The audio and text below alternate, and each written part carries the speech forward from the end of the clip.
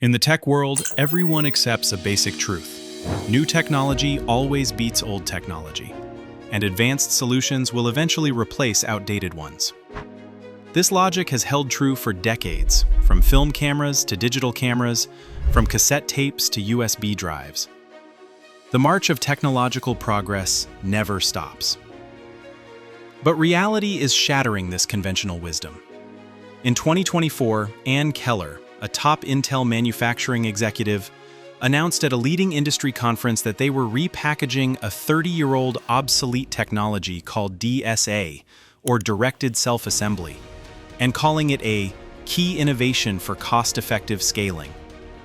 Even more shocking, this once marginalized technology can now heal errors from EUV equipment worth $200 million, potentially cutting production costs by 60%. The answer lies in the brutal reality of costs. When the most advanced EUV lithography technology pushed chip manufacturing costs to unbearable levels, a 30-year-old failed technology suddenly became a lifeline. This isn't technological regression, it's a complete reshuffling of business logic.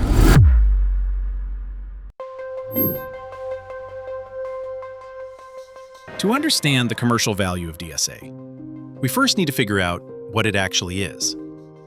DSA stands for Directed Self-Assembly, and its core principle is similar to the invisible hand in economics. Except here, it's not human rational choices at work, but physical forces between molecules. Picture two roommates who hate each other, but are chained together. They'll sit as far apart as possible while still being unable to completely separate.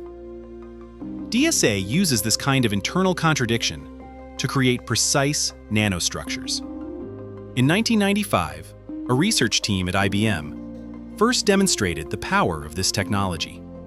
They used a special material called block copolymers to successfully create neatly arranged spherical structures with nanometer-precise spacing.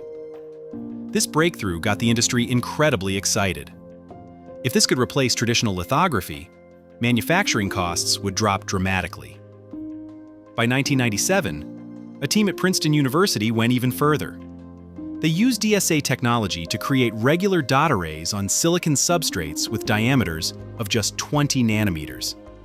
This size was miraculous at the time, because traditional lithography needed extremely expensive equipment and complex processes to achieve this kind of precision.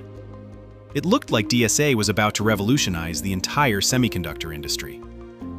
But reality is always more complex than ideals. This perfect technology was hiding a fatal flaw that would keep it dormant for nearly 20 years.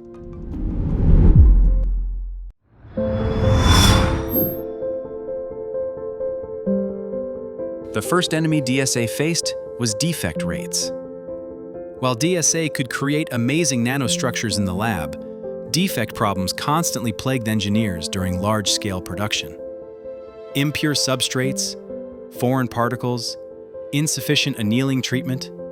Any tiny interference could cause molecules to take the wrong path and form defects. In semiconductor manufacturing, even a defect rate of 1 in a billion could be catastrophic. The more serious problem was the lack of macro-level consistency. DSA could indeed form perfect nanostructures in local areas, but when scaled up to an entire wafer level, these structures became as chaotic as fingerprints. Can you imagine a CPU with circuit patterns randomly distributed like fingerprints? This obviously couldn't meet the demands of large-scale integrated circuits. To solve these problems, researchers developed guiding pattern techniques. They would first use traditional lithography to etch physical grooves or chemical templates on substrates. Then let DSA materials self-assemble within these lanes. This method did improve success rates, but it also brought new complexity and costs. By the mid-2000s, a more fundamental challenge emerged. Only traditional lithography could meet the extreme requirements for defect rates and precision that semiconductor manufacturers demanded. DSA fell from its throne as a lithography replacement, and research focus shifted toward a supporting role in density enhancement. At this time, another technology began to emerge: extreme ultraviolet lithography, or EUV. This technology promised to use shorter wavelengths to achieve higher resolution, and it looked more promising than DSA. By 2013-2014, as ASML made major breakthroughs in light source power, EUV began rapidly moving toward mass production. Billions of dollars in investment poured into the EUV ecosystem, and DSA's development momentum almost completely disappeared. But the turning point was about to come. Ironically, it was EUV's success that gave DSA a second life.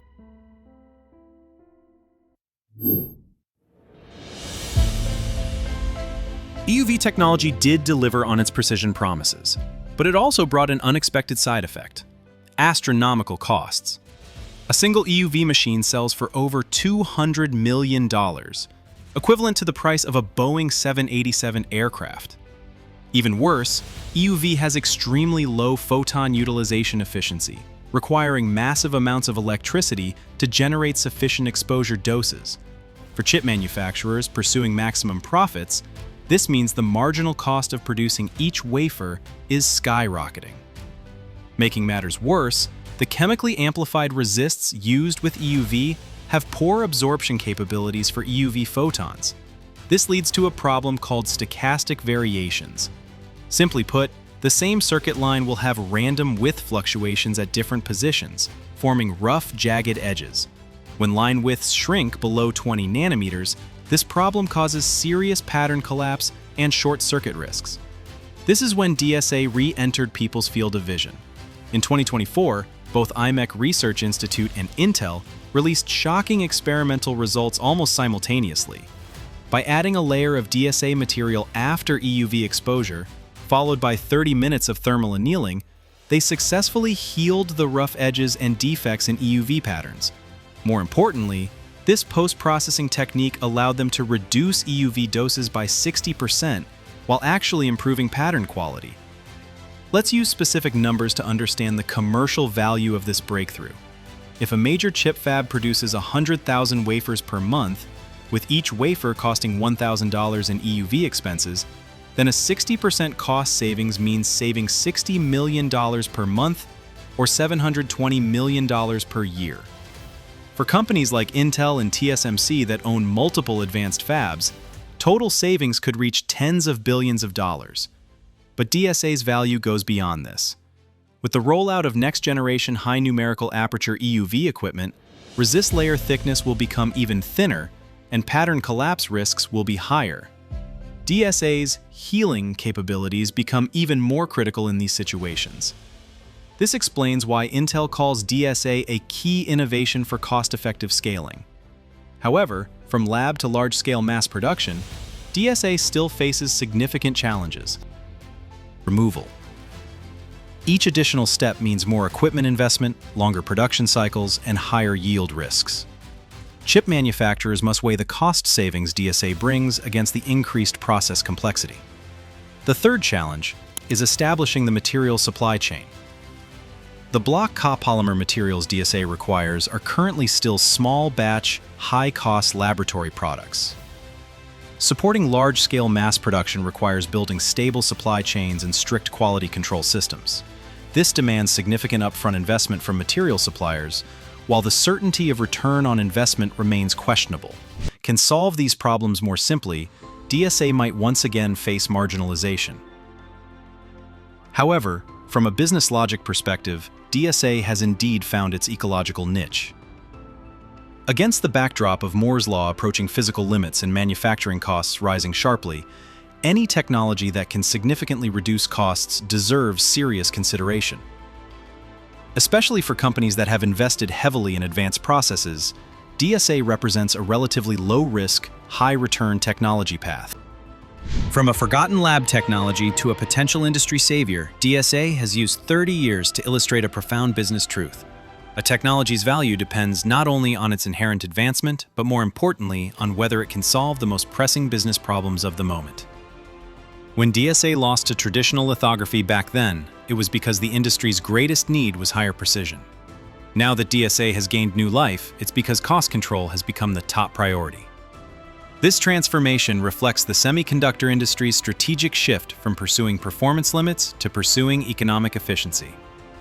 For investors, DSA's story reminds us that in rapidly changing tech fields, today's failed technologies might be tomorrow's killer applications. The key is understanding the dynamic matching relationship between technological value and market demand, rather than simply pursuing technological leadership itself. Whether DSA can ultimately achieve large-scale commercialization is still too early to conclude.